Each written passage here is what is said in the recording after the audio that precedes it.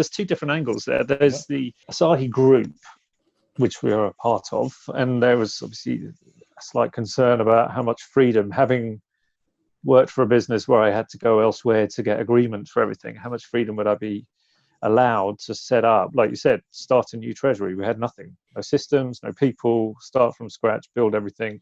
We had elements of the old SAB Miller cash pool structure, but that's the only thing we kept. We had no system to tie into.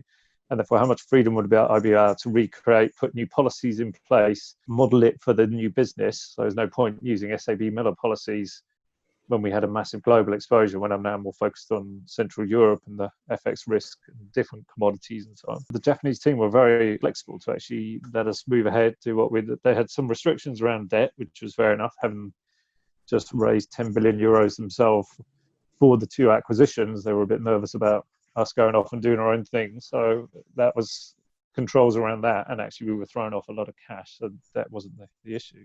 And then from a group perspective with the new board, yeah, I think they like to see people demonstrate diverse skills possibly. And I'm always interested to do more than just treasury, because I think it helps with your CV. So you've got the areas of working with tax, procurement, looking at supply chain from a financial point of view. But yeah, I've had the opportunity to work on some quite large HR projects, which looking at certain parts within HR, which we're looking to implement this year and hopefully go live next year. So yeah, it gives me opportunity to work with different teams. And in that particular project, they did draw in some people from marketing and other parts of the business, which gave me a great opportunity to meet people outside of my normal remit.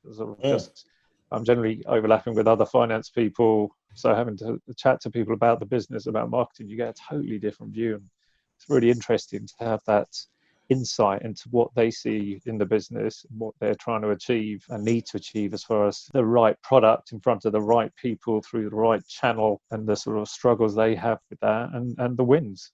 We've been focusing for a while working with procurement and working capital, the commodity side of the world. In our market, obviously, we're sort of quite heavy on grains. We need various packaging from aluminium for the cans. Then you've got diesel exposures for distribution. So I think that's treasuries in general, I think, are becoming more focused on commodity risk and move beyond FX. I think then once you're working more closely with procurement, you can look at the working capital opportunities. So how do you help your suppliers, and which at the same time helps yourself? So, and sort of helps ensure that these businesses, especially in tricky times like now, that our suppliers are staying afloat as well and ensuring they're getting the cash they need.